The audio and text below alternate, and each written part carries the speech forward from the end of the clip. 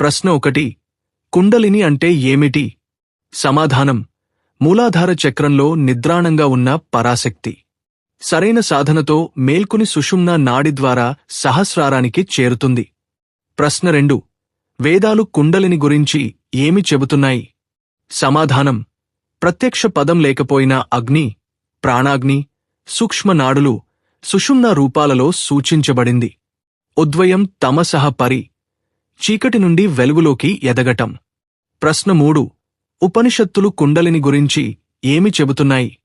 సమాధానం: శరీరం దేవాలయం, సుషుమ్నా నాడి దేవయానం. కుండలిని మేల్కొన్నప్పుడు యోగి అహం బ్రహ్మాస్మి అనుభవం పొందుతాడు.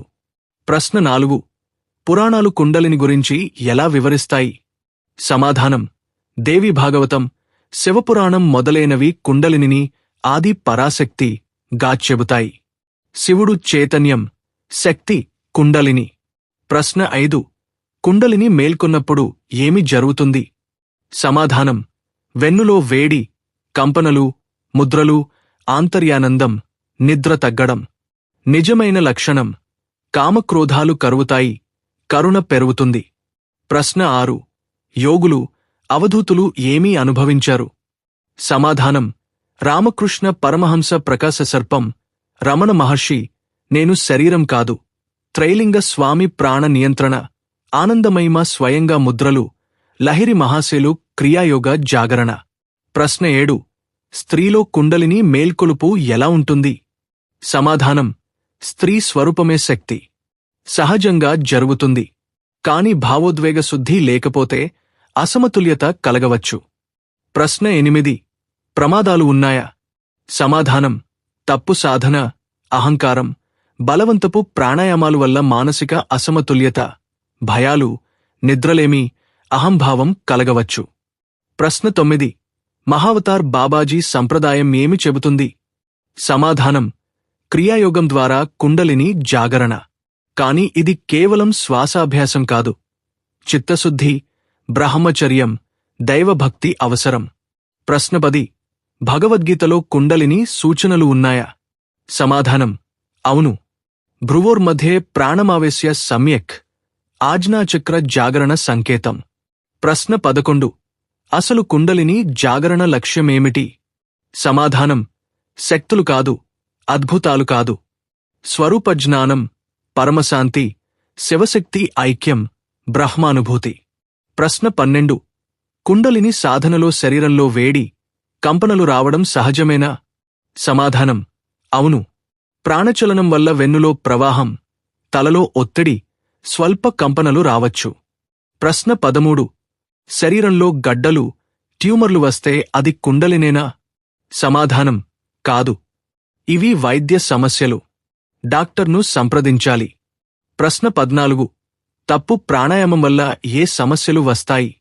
సమాధానం: నాడీ ఒత్తిడి, గుండెదడ, తలనిర్మలత, మానసిక అస్థిరత, భయాలు. ప్రశ్న 15. మహాయోగులు ఏ హెచ్చరిక ఇచ్చారు? సమాధానం: బలవంతపు సాధన చేయరాదు. శరీరం, మనస్సు సిద్ధం కావాలి. మితాహారం, విశ్రాంతి, గురుకృప అవసరం. ప్రశ్న 16. ఎప్పుడు డాక్టర్ను సంప్రదించాలి? సమాధానం: గడ్డలు, తీవ్రమైన తలనొప్పి, స్పృహ కోల్పోవడం, ఫిట్స్, దీర్ఘకాలిక నిద్రలేమి, ఛాతినొప్పి, చూపు సమస్యలు. ప్రశ్న 17. నిజమైన ఆధ్యాత్మిక పురోగతి లక్షణాలు ఏమిటి? సమాధానం: శాంతి పెరగడం, మనస్సు స్థిరపడడం, కరుణ పెరగడం, ఆరోగ్యం మెరుగుపడడం, సమతుల్యత రావడం. ప్రశ్న 18. యోగం అసలు బోధన ఏమిటి? సమాధానం: శరీరం దేవాలయం, ప్రాణం పవిత్ర శక్తి, సమతుల్యతే నిజమైన యోగం. ప్రశ్న 19. యోగసిద్ధులు అంటే ఏమిటి? సమాధానం: దూరదృష్టి, అంతర్దృష్టి, ఇతరుల భావాలు గ్రహించడం, శరీర నియంత్రణ, అష్టసిద్ధులు. ప్రశ్న 20.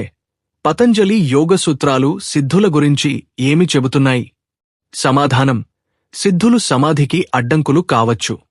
శక్తుల మీద మోహం పెరిగితే ఆత్మజ్ఞానం దూరమవుతుంది. ప్రశ్న 21.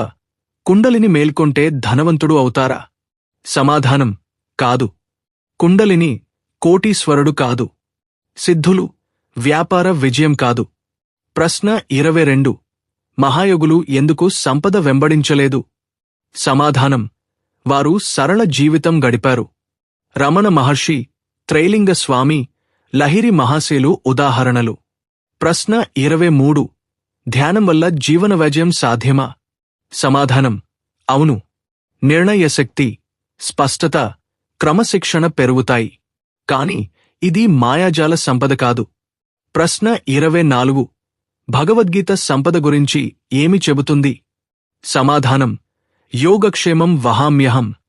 దేవుడు భక్తుని అవసరాలను చూసుకుంటాడు. కాని బంగారం హామీ ఇవ్వలేదు. ప్రశ్న 25. ఆధునిక కాలంలో ఏ సమస్య ఉంది? సమాధానం: సోషల్ మీడియాలో కుండలిని, కోటీశ్వరుడు వంటి అతిశయోక్తి ప్రచారాలు. ప్రశ్న 26. నిజమైన యోగ సంపద ఏమిటి?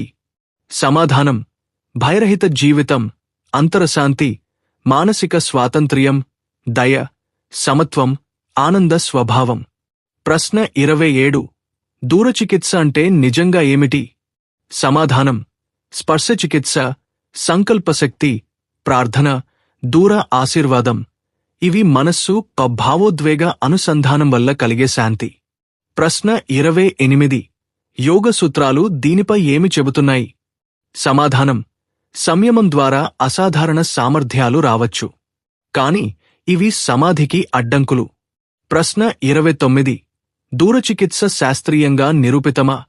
సమాధానం: నిర్దిష్ట ఆధారాలు లేవు. కాని ప్రార్థన, విశ్వాసం, ధ్యానం వల్ల ఉపశమనం రావచ్చు. ప్రశ్న 30. ఇది ప్లాసిబో మాత్రమేనా? సమాధానం: అన్ని ప్లాసిబో కాదు, అన్నీ అద్భుతం కాదు. మనస్సు శరీరం సంబంధం లోతైనది. ప్రశ్న 31. ఎప్పుడు జాగ్రత్త అవసరం? సమాధానం: ఎవరైనా అన్ని క్యాన్సర్లు నేను నయం చేస్తాను, డాక్టర్లు అవసరం లేదు, నా శక్తితో మాత్రమే జీవిస్తారు, దూరం నుంచే అన్ని రోగాలు పోతాయి, డబ్బు ఇస్తే కర్మ తొలగిస్తాను అని చెబితే ఇది ప్రమాదకర దిశ. జాగ్రత్త అవసరం. ప్రశ్న 32. నిజమైన మహానుభావులు ఎలా ప్రవర్తించారు? సమాధానం: వారు వైద్యాన్ని వ్యతిరేకించలేదు, తమను మహా చికిత్సకులు గా మార్కెట్ చేయలేదు. ప్రార్థన, ధైర్యం, శాంతి ఇచ్చారు. కొందరు సంతులు తమకే వ్యాధి వచ్చినప్పుడు వైద్యాన్ని పూర్తిగా నిరాకరించలేదు. ప్రశ్న 33. దూర ప్రార్థన ప్రభావమేమిటి? సమాధానం: తల్లి ప్రార్థన, గురువు ఆశీర్వాదం, సమూహ ప్రార్థన వల్ల మనస్కు శాంతి, ఆశ కలుగుతుందని అనుభవాలు ఉన్నాయి. ఇది మానవ చైతన్య సంబంధం, భావోద్వేగ అనుసంధానం, విశ్వాస శక్తి వల్ల కలిగే ప్రభావం. ప్రశ్న 34. కుండలిని మేల్కొన్నవారు ఏమి చేయగలరని భావించబడింది? సమాధానం: కొందరు బలమైన సాన్నిధ్యం కలిగి ఉండవచ్చు, ఇతరులకు మానసిక శాంతి ఇవ్వవచ్చు, ధ్యానంలో సహాయపడవచ్చు, ప్రేరణ కలిగించవచ్చు.